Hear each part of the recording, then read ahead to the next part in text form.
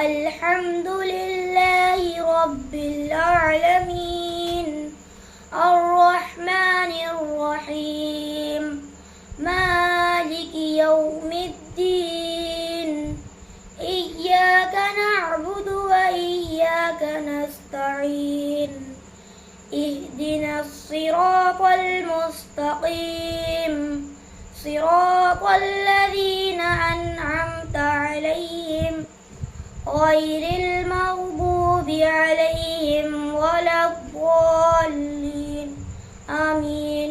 صدق الله العظيم وصدق رسول الكريم.